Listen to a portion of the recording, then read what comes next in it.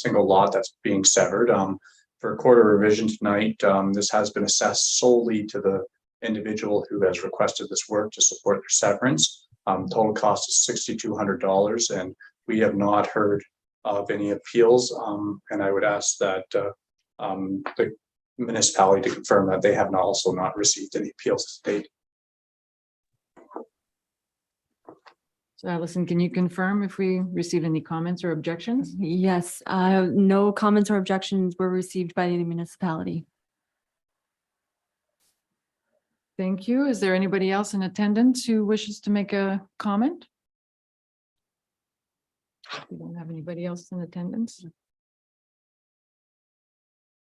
Okay, any comments from members of the Court of Revisions? No other comments? So in that case, could I have a mover and seconder that the Court of Revision members for the McDonald Drain Branch E do hereby accept the recommendations of drainage engineer George Verican from Spreet Associates London Limited, and further does hereby confirm the drainage assessments as outlined in the report of the drainage engineer dated August 5th, 2022. Lewis, Moore, all in favor? Carried.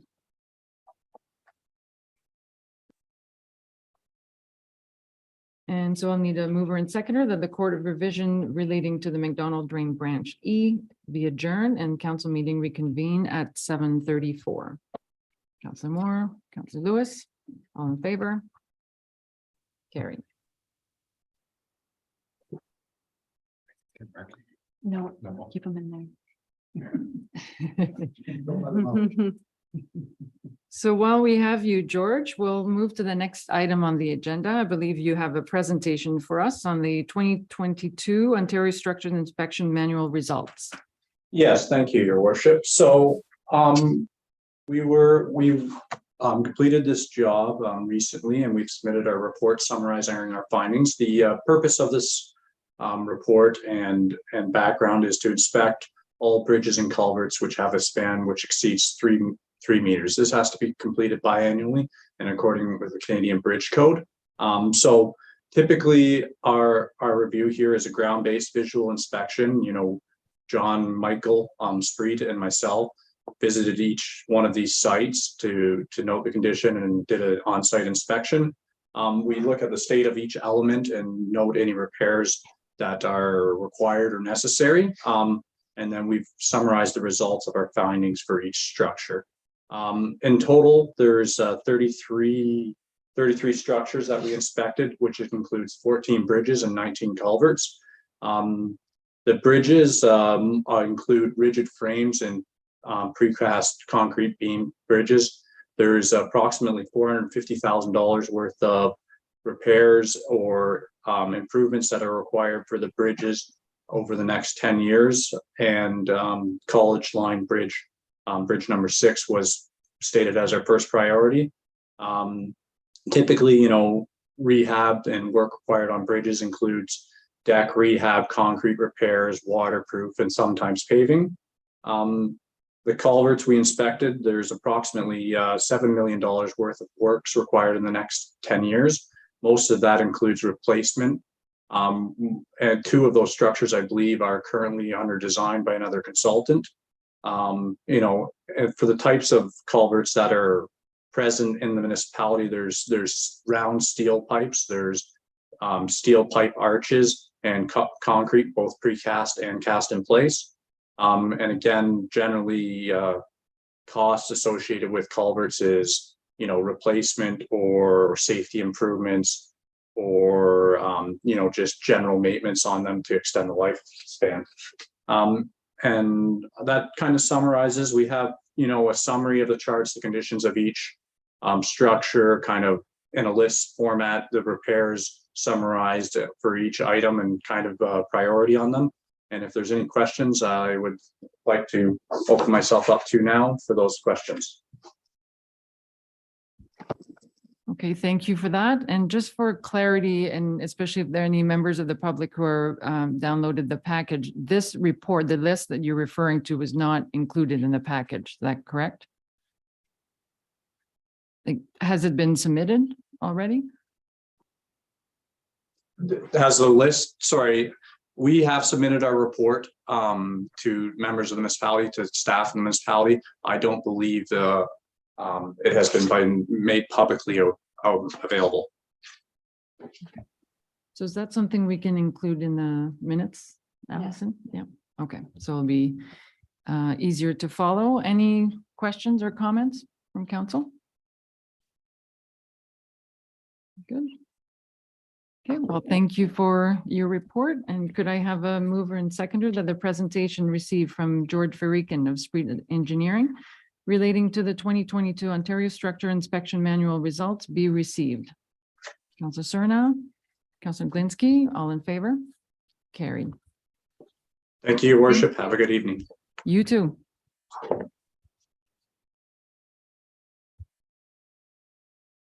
Get Mark now.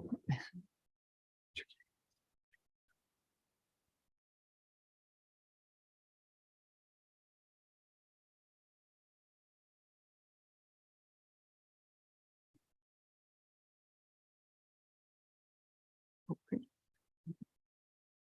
Thank you.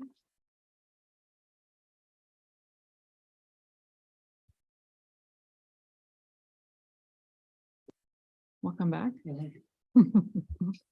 Next on the agenda is a public meeting zoning bylaw amendment. This is the procedure here.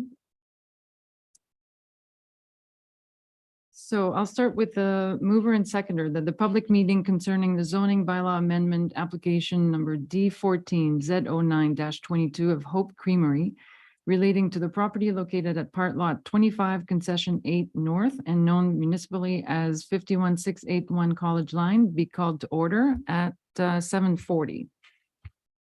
Widner, Cerna, all in favor? Carried.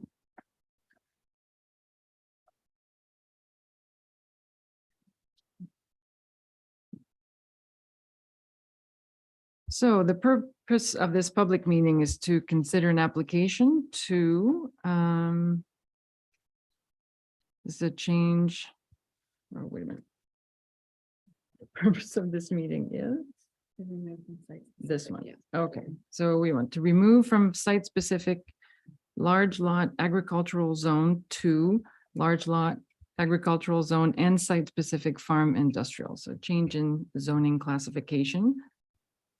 The applicant's name, Trevor Benjamin, on behalf of CJDL Limited, on behalf, sorry, of Hope Creamery. We're here. So Allison, can you advise and confirm of the method and date of notice given for this meeting? Yes, the notice of the meeting was given in the prescribed manner in the publication of the Amer Express. In addition, affected property owners within 120 meters were sent a notice by mail at minimum 20 days prior to the meeting. Thank you for that. And I believe, Eric, you're here to provide an overview of the application. Yes, I am. Over to you. Thank you. So this application before council tonight is to permit an expansion to a dairy processing facility and would include site-specific provisions to regulate maximum floor area and the scale of the operation.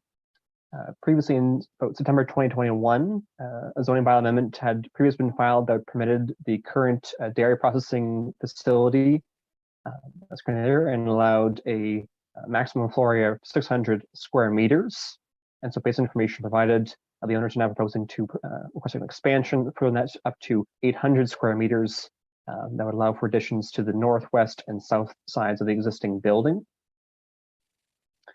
Proposed use would be serviced by the existing private well and septic system, and staff note that further details of on-site servicing will be required at the time of site plan control. The remainder of the subject lands would be rezoned to remove the existing site-specific provision that currently permits vegetable processing plant and the dairy processing plant. Proposed application will conform to the policies of the PPS, as well as the Elgin County and Malahide official plans regarding agricultural related uses.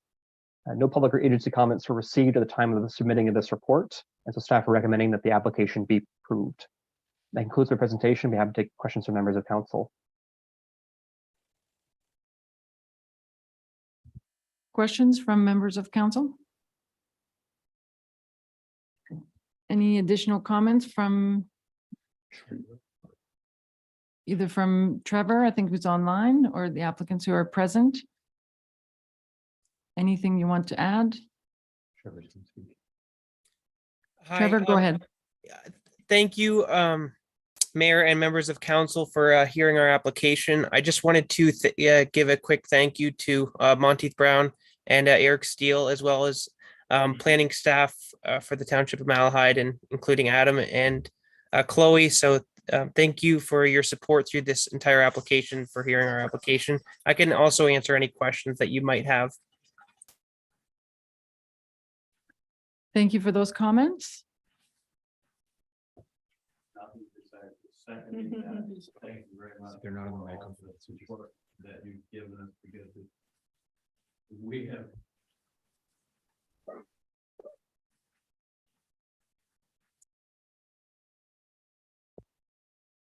Think you for those comments, and just because you're not on the microphone, and just for the sake of those watching, I think the comment is that they are very appreciative of the support provided by staff and our consultant. Is not an easy process to understand and follow. So it sounds like this has worked out very well. So thank you for that. So if there are no additional comments, then I'd like to advise council that we will consider all comments received when making our final decision on the application.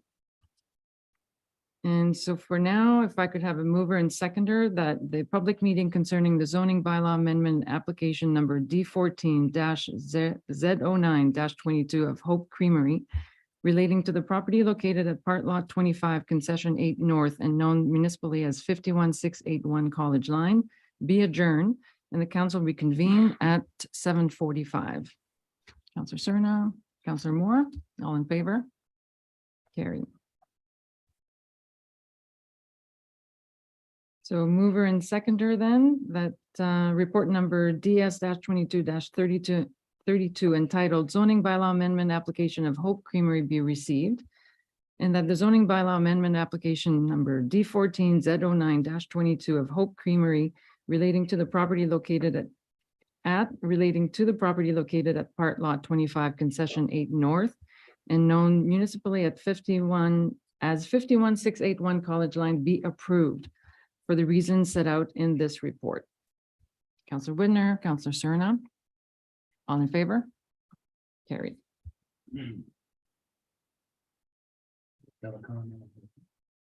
Certainly, Councillor Widner. Yes, thank you, Deputy Mayor Jagger. Just you gentlemen, that's an ambitious project, and it'll be very interesting. And we often do hear that it's hard to do business in the township, but obviously you got through it, and we're glad to have the new business and the new jobs, and I wish you well. Thank you. Thank you all. You're welcome. Yes.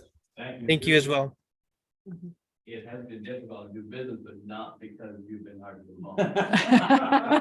That's nice to know.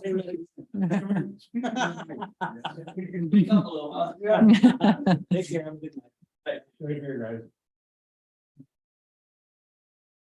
Thank you. Yeah, that is a great success story. Yes, yes. We wish them all the best.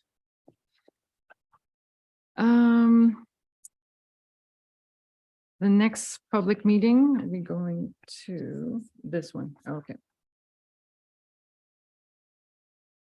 Can I have a mover and seconder that the public meeting concerning zoning bylaw amendment application number D14-Z12-22 of William and Catherine DeSutter relating to property located at part lot 103 concession STR, as in E199915 parcel 2, and known municipally as 52339 Talbot Line, be called to order at 7:47.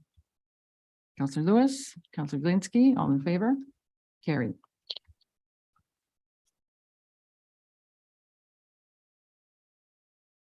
Flip the page. So the purpose of this public meeting is to consider an application. This one is to remove the general agricultural A1 zone and 2 special agricultural A2 zone and small lot agricultural site specific A4 25 zone. So the applicant is SBM Limited on behalf of Bill and Kathy DeSutter.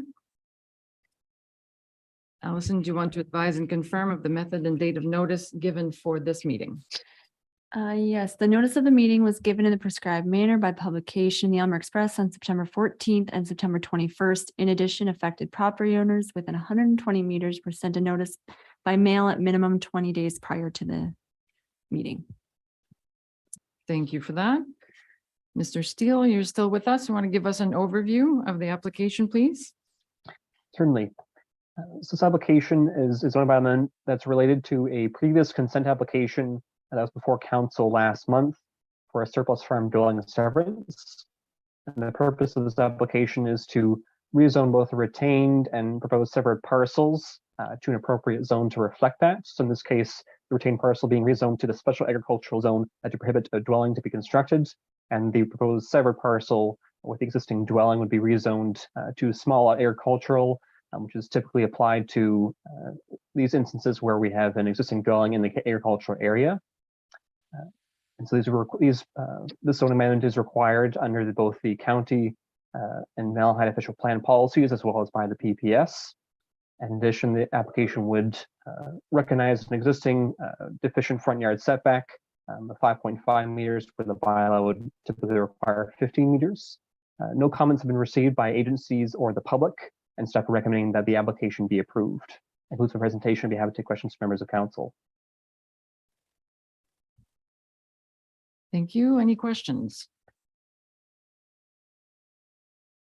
Seeing none, is there anybody else with us regarding this application? Yes, good evening. Good evening, Your Worship. My name is Simona Rasanu. I'm the planner. I'm a planner for SPM Ltd, and I'm also the agent for the applicant. I've reviewed the report. I'm sorry. I reviewed the consulting planner's report, and I have no objections. I'm happy to answer any questions as well. Great, thank you for that. Any questions from council? Seeing none. So I'll advise that council will consider all comments received when making the final decision on the application. And for now, if I could have a mover and seconder, that the public meeting concerning the zoning bylaw amendment application number D14Z12-22 of William and Catherine DeSutter relating to property located at part lot 103 concession STR as in E199915 parcel 2 and known municipally as 52339 Talbot Line be adjourned and the council reconvene at 7:51. Serna, Moore, all in favor? Carried. And now could I have a mover and seconder that report number DS 2235 entitled zoning bylaw amendment application of William and Catherine DeSutter be received and that the zoning bylaw amendment application number D14Z12-22 of William and Catherine DeSutter relating to property located at part lot 103 concession STR as in E199915 parcel 2 be approved for the reasons set out in this report. Councilor Lewis, Councilor Serna, all in favor? Carried.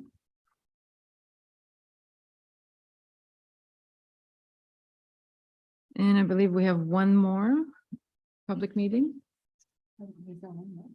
for the zoning bylaw amendment. Okay, so can I have the mover and seconder that the public meeting concerning zoning bylaw amendment application D14Z1322 of Henry Hebert relating to the property located at part lot 33 concession 4 and known municipally as 53008 Carlton Line be called to order at 7:52. Councilor Widner, Councilor Moore, all in favor? Carried.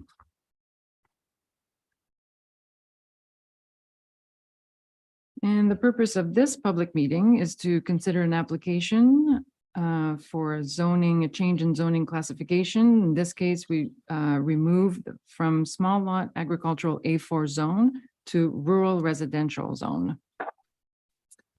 Once again, applicant's name is Simona Rasanu from SBM on behalf of Henry Hebert. And Allison, you want to tell us about or advise and confirm on the method and date of notice given to this meeting? Yes, notice of the meeting was given in the prescribed manner by publication, in the Elmer Express on September 14th and the 21st. In addition, property owners within 120 meters were sent notice within a minimum of 20 days of the meeting. Thank you. And Mr. Steele, can we have an overview of this application, please? Yes, thank you, Your Worship. This zoning bylaw amendment is also related to a previous consent application that was heard before council last month. In this case, it was regarding a lot addition to permit the conveyance of land from the subject property to the adjacent undersized existing parcel. And the intent of this is the lands proposed to be severed would have a different zone, the lands receiving the lot addition, and therefore to ensure consistency with the zoning of the parcel receiving the lot addition, this land proposed to be severed would be rezoned to match that zone. In this case, being rezoned from small agricultural to rural residential. The application would conform to the policies of both the Elgin County and Alhide official plans, and it would ensure that the zoning is consistent and reducing sort of future issues with zoning on the property. At the time of submission of this report, there were no comments from either public or agencies, and it's recommended that this application be approved. That concludes the presentation, and we have to take questions from members of council. Any questions from council? Seeing none. Any comments your end, Ms. Bressanu? No, the only thing I'd like to say is that, again, I've reviewed the report written by Mr. Steele, and I have no objections. And I want to thank Mr. Steele and the municipal staff for their support. So thank you very much. Thank you. Once again, I'd like to advise that council will consider all comments received when making our final decision on the application. And for now, could I have a mover and seconder that the public meeting concerning the zoning bylaw amendment application number D14Z13-22 of Henry Hebert relating to property located at part lot 33 concession 4 and known municipally as 53008 Carlton Line be adjourned and the council reconvene at 7:55. Councillor Cerna, Councillor Lewis, all in favor? Carried. And now a mover and seconder that report DS 2241 entitled zoning bylaw amendment application of Henry Hebert be received, and that the zoning bylaw amendment application number D14Z13-22 of Henry Hebert relating to property located at part lot 33 concession 4 South 53008 Carlton Line be approved for the reasons set out in this report. Councillor Moore, Councillor Cerna, all in favor? Carried.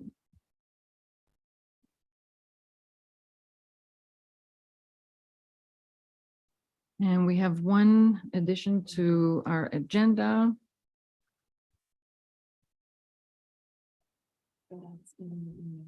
So that's the one. Okay, let me just switch. Okay, so this time could I have a mover and seconder that the Committee of Adjustment for the Township of Malahide be called to order at 7:56 and that Deputy Mayor Dominique Giguère be appointed as chairperson for the Committee of Adjustment. Councillor Lewis, Councillor Widner, all in favor? Carried. Now, the purpose of this hearing is to consider an application for a minor variance, and it's been submitted by Peter Miller. Property location at concession 12 lot 14, known as 49252 Ron McNeil Lane. And Mr. Steele, can you provide an overview of this application as well? Yes. So this minor variance application has been submitted by the owner to permit the construction of an accessory structure with a height of 8.8 meters, where the bylaw would typically require a maximum height of 6 meters. And the purpose of this increased height is to allow for future potential addition for a second dwelling unit in the building. The intent of the maximum building height requirement for accessory structures is to ensure that these structures do remain subordinate or secondary to the primary use, in this case, the existing dwelling, and ensure that buildings are consistent with other buildings in the surrounding area. And so while the height of the proposed accessory structure would be slightly greater than the one-story dwelling that currently exists on the property, it would be less than the maximum height that's permitted as of right under the zoning for dwellings in the A4 zone, and also would be consistent with other buildings that are located within the area. Proposed accessory use is permitted under both the official plan and the zoning bylaw, and is not anticipated that there be any negative impacts on surrounding properties. And therefore, the application would meet the 4 tests of minor variances, and staff are recommending that the application be approved subject to the attached conditions. That concludes my presentation. I may have to take questions from members of council.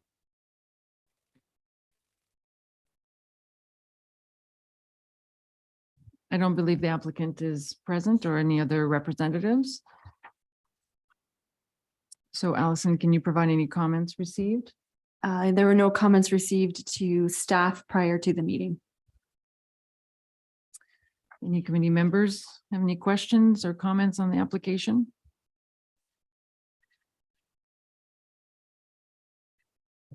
Seeing none. Do that, right? Yes, this one. Okay. So could I have a mover and seconder that report number DS 22-48 entitled Application for Minor Variance from Peter Miller at 49252 Ron McNeil Line be received, and that the application for minor variance Peter Miller relating to the property located in concession 12 lot 14 geographic township of Malahide be approved for the reasons set out herein, and that the approval be subject to the following conditions. Do you need the conditions read? Okay, so that be approved following the conditions listed in the report. Mover and seconder, Councillor Widner. Councillor Cerna, all in favor? Carried.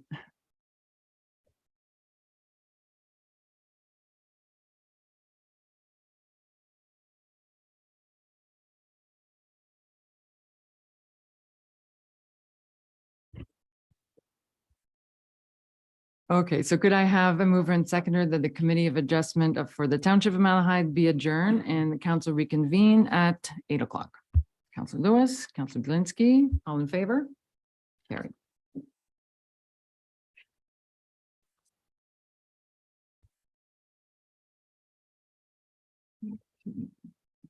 Next page on the agenda. So next on the agenda, reports of departments. The first report is from Emergency Management regarding ice breaking services. And Adam, I think you will look after that this evening. Thank you, Deputy Mayor. So Chief Spoor is absent this evening, so I'll be presenting Jeff's report. This report deals, Council is aware that annually we deal with the procurement of ice breaking machinery at the pier in Port Bruce. I do have a report for responses to the flooding event later on in the agenda, and it does speak to some components about ice breaking. So putting the cart ahead of the horse here. What staff typically do in prior years is move forward for procurement, the procurement process, and then come back to council for final approval to award the contract to the operator of the ice breaking machinery. But because of the concerns and questions raised as a result of this year's February flooding, and as detailed in my report later on in the agenda, staff are looking back in consultation with the Catfish Creek Conservation Authority, going back to utilizing 2 machines. So I won't go into as much detail on that now, but what I do have is what Jeff is seeking tonight is council direction to move forward for procurement process on that regard, procuring both the dragline machine as well as the long arm excavator on a contractual basis. So what is certainly unknown at this point is the actual cost that'll be brought to the township with procuring 2 machines. So I have made a slight adjustment to Jeff's recommendation. Council has the existing recommendation in front of them on his report, but what I'm suggesting is that report number F2213 entitled Emergency Management Ice Breaking Services 2023 be received. And that staff proceed with the procurement process for a drag line to be stationed on site from January 1st through to March 31st, 2023. And that staff proceed with the procurement process for a long arm excavator to also be contracted with a 2-hour call-in from the time of notification from January 1st through to March 31st, 2023. And finally, that staff bring forward the results of the procurement process for council's consideration and approval of ice breaking services. So what that does is clarifies that staff is to move forward with the procurement process, but it is to come back with the financial details about the bids submitted, and then council can consider those bids and the financial implications and determine whether the arrangement is appropriate at that time. So what it is making sure that this comes back to council before any awards or contracts are granted. So with that, I will be speaking about general ice breaking and flood mitigation later on in tonight's agenda, but with that, Deputy Mayor, there's nothing further to add to Jeff's report. Thank you for that. Questions or comments? Councillor Widner. Yes, thank you, Mr. or Deputy Mayor, through you to Adam. Does this mean 2 companies could bid? You don't have to have both machines? Or so what staff is looking for is detailed. We and in consultation with CCCA, we want 1 drag line and 1 long arm. The drag line would be stationed there as has been done in previous years. It's not easily movable, but also a long arm to be on call. So a company that operates an excavator, if they want to bid for the okay, 2 opportunity. companies then. Could be. Yeah. Thank you. It could be 1, but it could be 2. Right. Okay, great. Councillor Glinski. Deputy Mayor Shigera, does this mean that there will be 10? Yes, it is. Does this mean that the job will be tendered? Yes, it would. Okay, because it always has been in the past. That's why I bring that up. Thank you. Any other comments? Okay, so yeah, so I think right now staff is seeking an approval in principle because it is a change in practice. So in practice, we would have 1 contract and perhaps bring the other, but this would secure 2 contracts. So we want to make sure we provide, if we agree with that, we provide that direction, so then staff can go ahead with the procurement process. Councillor Cerna. Yes, thank you. Normally we had 1 or the other. Okay, now we're going for both.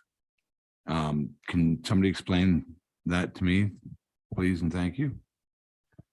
Through you, Deputy Mayor, certainly. So in prior years, I believe prior to 2020, around 2018, 2019, it had been the practice to have a drag line there.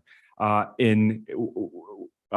has been advised to me in most of those years when there was an observance of significant ice, a long arm excavator would be called in to supplement the drag line. So what we're alluding to here is if that's the case, we want there to be an ability that if CCCA and or the township feels that the second machine, being the long arm excavator, is required to mitigate ice blockages, that the long arm is indeed available. What was perhaps a bit precarious in previous years is that if a company operating having a long arm excavator was busy on another job and weren't available to come, there was no contract associated with the prior second machine when they were called in. So now we're gonna have a contract for both. Okay, and they don't have to all be located in the same location. Like one could be at the bend, one could be at the mouth of the creek. That would help immensely. Through you, Deputy Mayor, and that is what staff feel like. There's certainly pros and cons to both machines. The drag line has its pros, but it's once it's set up, it's got to stay where it is. The excavator can be mobilized to different areas of the village in the event that there's something happening somewhere else. Yeah, and as we'll discuss later in the other report, yes, there isn't a clear answer as to which one is both. So it sounds like this is a good compromise, is to have a contract with both, providing that it is financially viable. which we'll review once the procurement results come in. Sounds good? That's the case, then I'll ask for a mover and seconder that report number F-22-13 entitled Emergency Management Ice Breaking Services 2023 be received. Then I changed that resolution. Oh, do you have it? Okay, good. is that the most up to date? Thank you. So that Malahide Township secures under contract a drag line on site from January 1st, 2023 to March 31st, 2023. No? No, Okay. Let's make sure we've got the. yeah, that is the way it's currently written. Okay, I can read it. Okay. So she's looking for a mover and seconder that report number F-22-13 entitled Emergency Management Ice Breaking Services 2023 be received, and that staff proceed with the procurement process for a drag line to be stationed on site from January 1st through to March 31st, 2023. And that staff proceed with the procurement process for a long arm excavator to also be contracted with a 2-hour call-in from the time of notification from January 1st through to March 31st, 2023. And that staff bring forward the results of the procurement process for council's consideration and approval of ice breaking services. You're moving that, Counselor Lewis? Okay. Seconded by Counselor Cerna. All in favor? Carried. The next report is regarding the pipeline property tax. And Adam, you will look after that for us?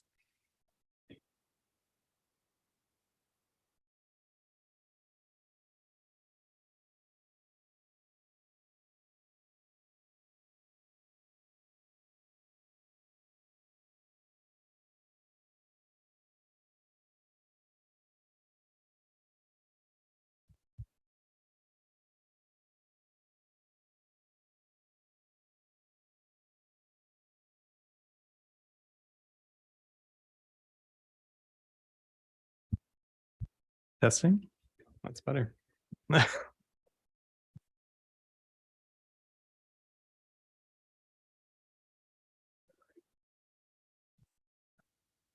Okay, sorry about that. So the purpose of this report is to really just close the book on a few pipeline property tax appeals that the township has been monitoring for several years now.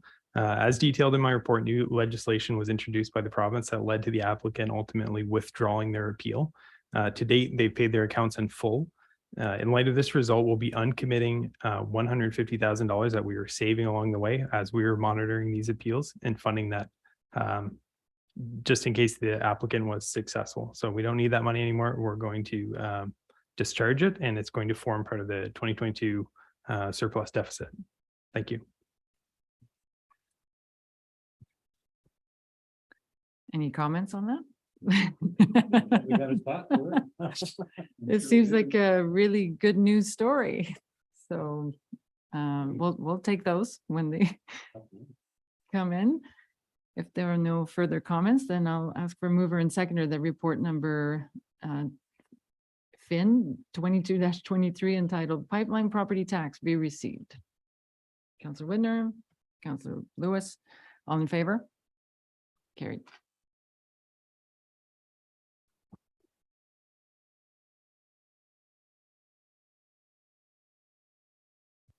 Okay, the next report is regarding services from the Integrity Commissioner. Allison? Yes, thank you, Deputy Mayor Giguere. This is a follow-up report to the initial June 16th report informing council that the current provider of these services would be resigning as of September 30th. The county took administrative lead on an RFP process and the firm of Aird and Bareilles was selected. It is being recommended that all lower tier partners enter into a 2-year agreement for the Integrity Commissioner, closed meeting investigator, and ombudsman services. If you have any further questions, I can answer those for you. Thank you. Questions or comments? Councillor Widner? Yes, thank you, Deputy Mayor. You to Allison. I don't like the price at all. I think it's ridiculous. Was there any that were a lot more reasonable? I mean, this is a lot of money for what this is, and it could soon add up to be a whole lot of money if somebody does put in some kind of complaint. So yes, it has come to staff's attention that there has been a mix of what other lower tier partners are choosing. Primarily, there are a few that are not choosing to go along with the Ombudsman service, as the Office of the Ontario Ombudsman has historically provided that service for free. So there is the option that we could just take this contract and do the integrity commissioner and the closed meeting investigator and leave the ombudsman out. I don't know, I can't speak to what applications were received. Possibly Adam would know more about that. Through you, Deputy Mayor, and thank you, Allison. Staff from the township were not involved with the county's procurement process. We weren't involved with the evaluation committee. The county's report was attached and it speaks to why the increased prices are there. I would have to, I can't jump to the conclusion that they were the cheapest, but it would have met county's thresholds for procurement, their procurement policy. But as Allison mentioned, there's an option to sort of separate one component of this contract, being the ombuds services, and utilize the provinces in that regard. It's something that's used on an as needed basis. If we don't need them, we're not paying. We don't need to pay anything. It's if we have some matters that arise and we need these services, and that's when the cost will be incurred. Councillor Glinski.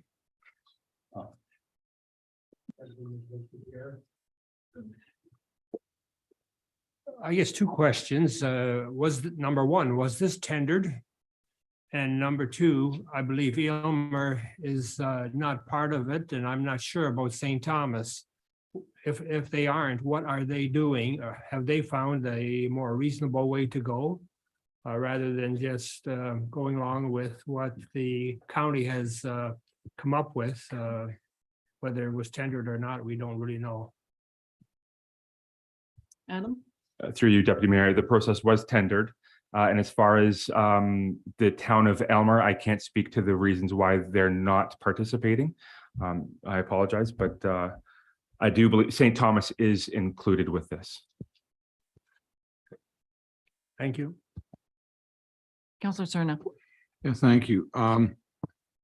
In all the other integrity commissioner things, it ultimately comes back to council whether you accept his recommendation or not. Is that not correct? Because I know in Central Ogden they had that the one time, and the integrity commissioner had made a recommendation and council actually turned it down.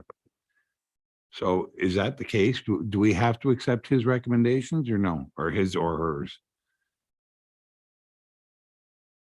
Adam? Through you, Deputy Mayor, I think what I might recommend is if council wants staff to come back with a follow-up information in that regard, staff would be happy to do so.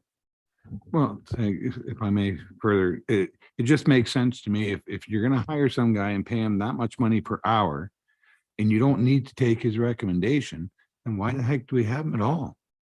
Why can't it be done internally? Right. Having an integrity commissioner is not an option. So that's a direction from the province. So we have to have one.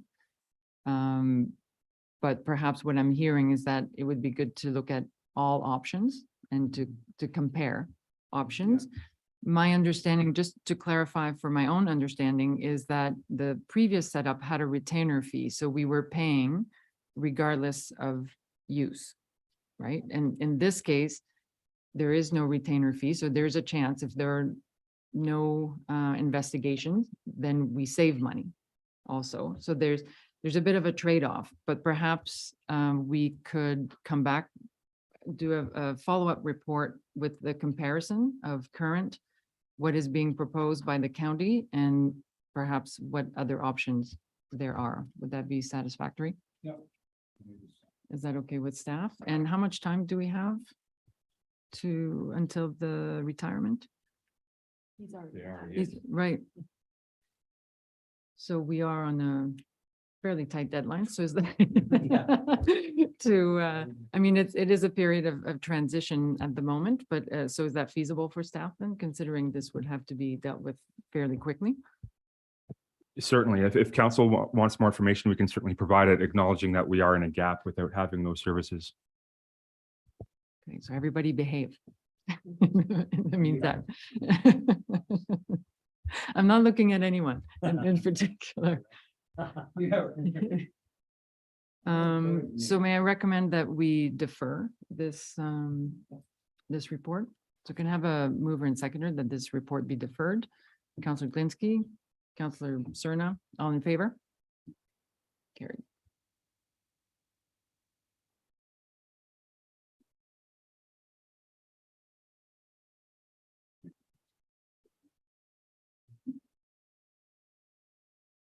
Okay, the next item on the agenda is a request to purchase township property. I believe, Adam, you're going to walk us through that, please.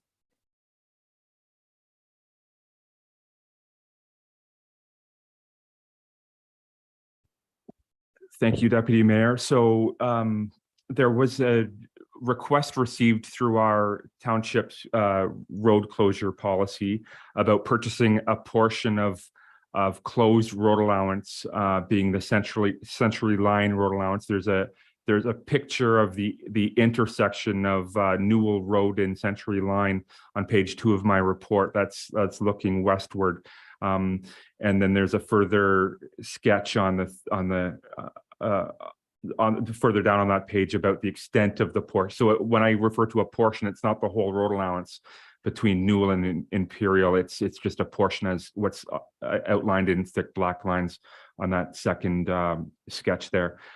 So municipalities and under the Municipal Act, municipalities are allowed to stop up, close, declare surplus and sell portions or road allowances that they don't use. And typically what these entail are going to adjacent property owners, because a standard road allowance, let alone a portion of a road allowance, isn't suitable or sized enough for a developable lot. So in this case, our policy allows for these sort of instances, and this is what's in front of council this evening. So this has gone through council's policy with regards to notifying the public. Public Works, Matt Sweetland has had discussions with adjacent property owners about the nature and extent of what's being sold and to whom and for what purposes. And there's nothing further to add in that regard.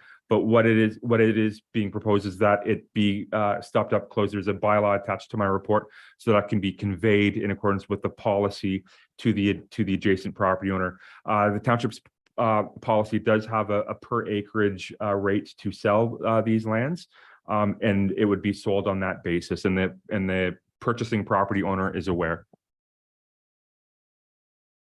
Thank you. Questions? Comments? Counselor Widner. Yes, thank you, Deputy Mayor. Adam, I know we've spoken about the cost per acre, and it's like 6,000 an acre. That's hectare. I'm not gonna.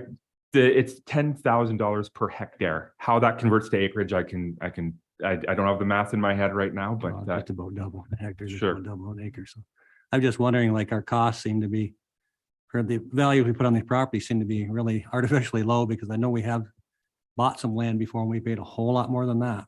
And that wasn't too far away. I believe it was on that road when we did the road widening. So I think we should sometimes look at our values, and maybe if there's room for adjustment, we should be adjusting them, because no use of us giving land away either. Thank you. Do we know the timing of the policy? When was the last time we reviewed or updated the policy and the rates? I can look into that. Sure. No, actually, Okay. it's on it now. Through you, it's a dated policy. It's at least it's going on, if not more than a decade old. So it's some dated numbers there. I thought we adjusted when we did Mill Road. Pretty sure we did, and it went 16,000 or something an acre. Is there an opportunity, Adam, to is this time sensitive? Is there an opportunity to make sure our policy is up to date before we enter into an agreement? There's no, through you, Deputy Mayor, there's no time sensitivity on this. It's not like a planning application that needs to be decided upon. If council wants to defer its decision, it's able to do so. Is my understanding that policy's already been discussed with the Right. potential purchaser. Councillor Glinsky? Deputy Mayor, have we agreed to the price already with the purchaser? If we have, we should not be going back on our word. Councillor Cerna? Sorry, the same question that Chester just had, because we can't change it if we are, even if we didn't agree to it, if we told them this is what the price is. And then you go back afterwards, hey, guess what? At the meeting the other day, we tried to change it. We're gonna jack it for another couple Yeah. thousand acre. You can't do that. It's whatever was discussed earlier should be the price, and then anybody else who wants to buy a road allowance from here on in pays the new rate. That's what I would. Councillor Winter? Yes, I'd agree with that, because once we've made a deal, and farmers don't like to break deals, and if we've made a deal, that's the way it should be. Right. But going forward, I think we have to look at it, and we should be looking back at that property on Newell Road, because we bought a lot, bought a lot of land there. Not a lot, but a lot of acreages. And I think it was 16 or 18,000 acres. We're kind of out of whack, so thank you. Right, and you confirmed that, yeah, the policy's already been discussed with the interested parties, so. Good, so perhaps then a recommendation that we put it on our agenda to just review that policy for future. Yeah.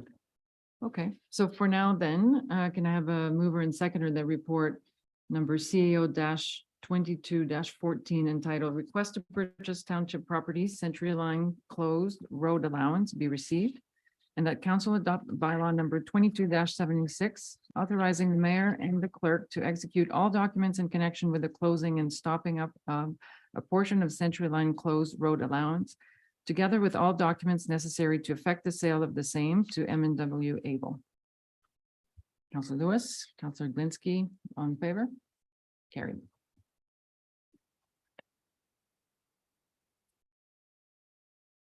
And the next report, Adam, is regarding the Port Bruce flooding, part 2. Thank you, Deputy Mayor. Yes, part 2. So if council recalls, there were some questions and concerns brought forward about the responses provided earlier this year. So as I navigate to the pages, I've provided some headings, and I've also attached, and the Catfish Creek Conservation Authority has also responded to the same follow-up questions. They've added a couple more sections to their report. I won't speak to those as much, but what I will do is briefly walk through the report. So the further clarification of the dynamics of the flood event, Catfish Creek's report went into further detail about the specifics and the dynamics of the flood event. But what is noted in their report is their formal preference of a dragline. So as spoken earlier in tonight's agenda, it's in consultation with the Catfish Creek Conservation Authority, looking at an option where both machines are available in the event that it's determined to be necessary. So I've spoken to that.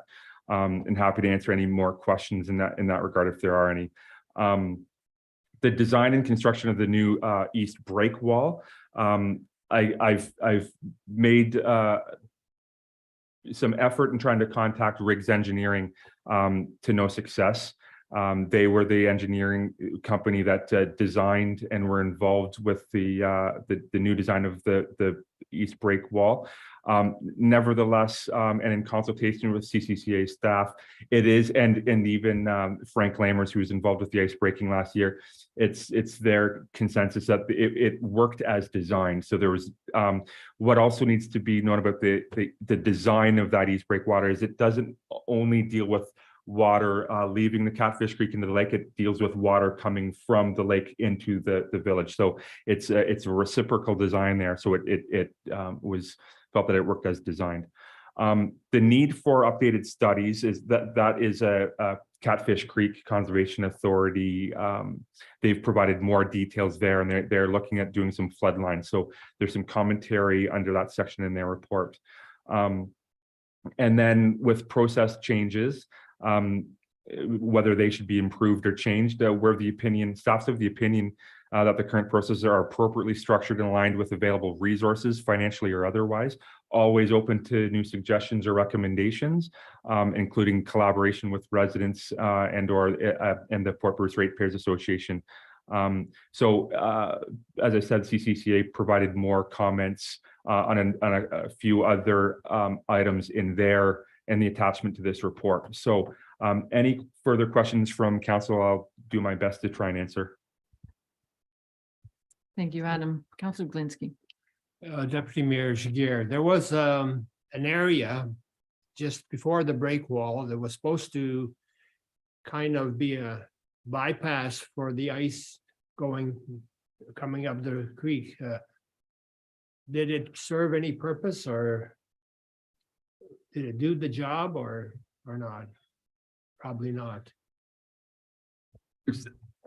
Without, I mean, I wish Riggs would be able to comment on that, or Catfish Creek. I mean, that it's of the opinion that the design worked, did what it was supposed to do. Now, if there's an area before the break wall, what I'll need to do is if Riggs can't comment on it or isn't available to comment on it, I'm not able to answer that question.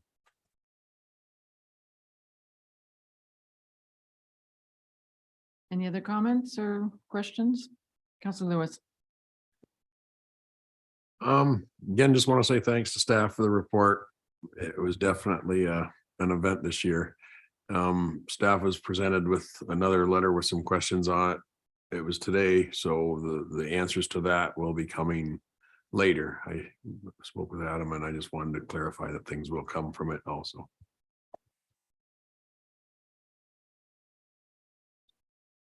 Okay, so I'm understanding there's further correspondence, so additional questions that have come up in response to this report, or just other questions?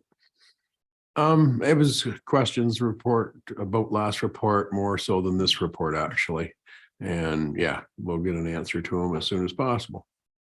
Yeah, thank you for that. Councillor Glinski. Since we're going to have two machines, obviously we're going to have two machines to pay retainers for. Do we have any idea what kind of retainer we might be looking at? For either one or the other, or both? Right, so I believe we will find out through, that's what we approved before. Yeah. We're going to do the procurement process and then find out what the potential cost is, and it will come back to council, so we have an idea to see if it is financially viable. It is definitely, it sounds like the preferred solution, but we still have to look at the cost. Okay, well, thank you. I like Councillor Lewis, I appreciate that there's a lot of work that goes into these reports, a lot of conversations that need to happen among staff, among agencies, and until we can get as much clarity as possible. And to me, it is anticipated that these reports and the questions are like conversations. So as you read more information, it's normal that additional questions come up. And so I appreciate that that's how we're proceeding with questions and answers, and that is a form of healthy conversation that where we get to resolution.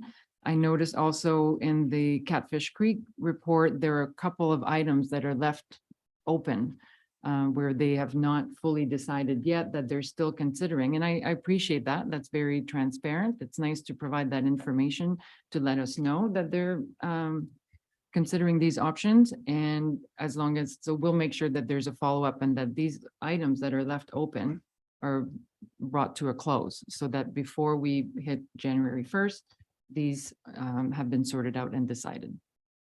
So to be continued. Councillor Widner. Yes, thank you, Deputy Mayor Gazier. Has any thought ever been given to a third machine? We've been doing two for a long, long time. We still have some challenges. Would Another one brought in on a temporary basis. Be of any value? Has that been studied at all? Or, I mean, you don't really know until it happens and if it works, so. If it was cost efficient, would it be worth it? I don't know. Through you, Deputy Mayor, and like, I'm not the expert in ice mitigation. I appreciate what can be done to that effect. No, we haven't given any consideration. If council wants to give direction to exploring a third machine, we'd be open to that. Councillor Glinski. Deputy Mayor, there was an observation made by the operator about ice piling up. I assume that ice was piling up at the mouth where the machines wouldn't reach. There isn't anything we can do about that. It doesn't matter how many machines we have. That isn't going to go away until it goes away when it happens. And it was, I found that interesting statement by the operator that he noticed that there was a pileup of ice. Thank you. Adam, did you want to comment on that? Certainly, yes, that's noted in the report. There's what I have witnessed, and not being an expert, is there's a lot of opinions about, and it's not to say some are better than the other, some should be disregarded, but there's many opinions about how ice should be dealt with, broken, mitigated, dealt with. So there are some who thinks one's too many, two is not enough. So finding that perfect balance is what we're left to try and figure out, and certainly cost is a concern as well. Councillor Lewis. Just on another note, there's other things that are in the works also for Port Bruce that are coming down the pipeline real soon that don't have a big expense, that hopefully will have a big impact on the community with very minimal expense to the municipality at all. And they have to take a little bit of responsibility themselves. And that's part of this initiative that's going to be presented to them soon. But we're just trying to tie up a few loose ends before council gets a representation to it. And it should be something very good that will cost very minimal and be very beneficiary to the community. And this is something the community is working on? Is that what you're referring to? I'm referring to conversations with staff and just a few residents down there that have been informed about it to see if the idea would even fly. And they were utterly amazed with the idea and want to proceed very, ahead with it, but we have to do it properly and make sure we get the right steps in place and get the right people involved. So we're just making sure that we're doing it right. Okay, a little cliffhanger there. But I think this demonstrates that this is an ongoing process, and everybody's really trying to find and combine all the best mitigation solutions at a reasonable cost. So I would say that as far as a third machine, then why don't we look, it sounds like 2 is already an improvement. So why don't we look at the cost of that, and then plus and combine with additional changes that are imminent, and we'll keep at it. So that's good to see. Councilor Whitner. Yes, thank you, Deputy Mayor. The only reason I bring it up about the third machine, and I understand, Chester, you say that ice will build up, but the more ice you can get up before it builds up, I think maybe that would be helpful. But unless somebody else has got a better idea, I don't know. You're right, and I think we're on the right step by having the second machine taking ice out of the creek rather than letting it all flow out to the end. But there still some gets by, and you can't get away from it. So I agree with you.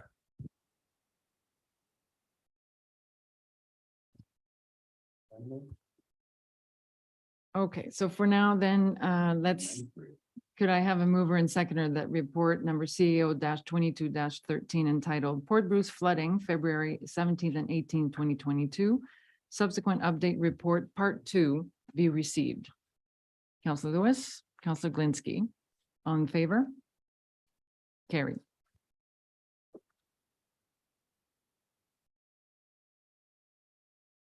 Next is correspondence. We have 6 items. Comments, endorsements. Councilor Whitner.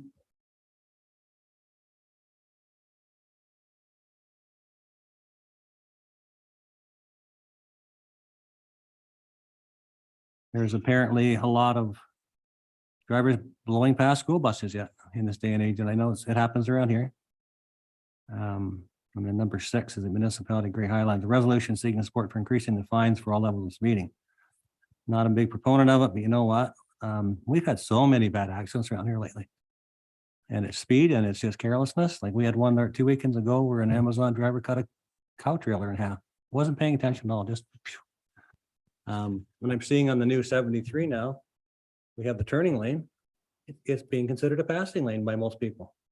Like, I wish you'd get the police out there to look at that one, but people gotta start slowing down because it's just getting worse and worse and worse and not better, so.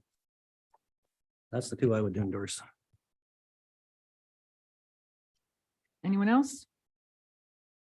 Counselor Cerna. Yeah, thank you. Just a comment further to what Counselor Whitner said. I notice now on the school buses, they have yellow flashing lights. And then when they go to stop, then they change to red. So that's something in itself. I was surprised as hell when I went to, and I saw that, but you know, trying everything you can, but again, too, I got grandkids that thank God they got a good bus driver because somebody just blew by that bus and was right in front of the kid's house. And she held him on the bus while this idiot drove past. Like, it's scary. And it had the yellow flashing lights and the red ones. I don't know what you're gonna do. So. Okay, thank you for that. So if I could have a mover and seconder that the 6 items of correspondence be noted and filed and that items 5 and 6 be supported. Counselor Whitner, Counselor Cerna, all in favor?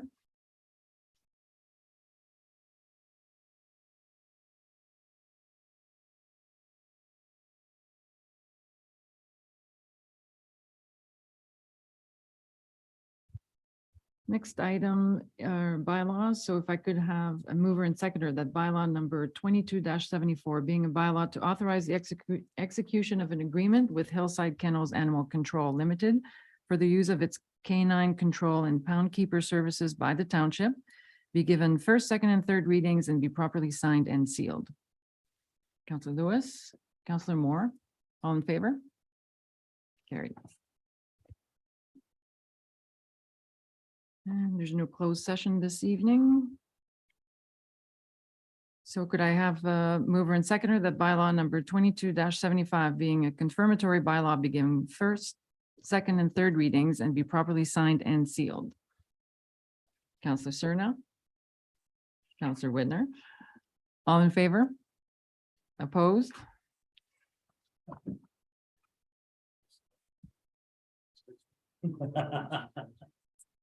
And finally, then, could I have a mover and seconder that council adjourn its meeting at 8:41 to meet again on October 20th, 2022 at 7:30 p.m.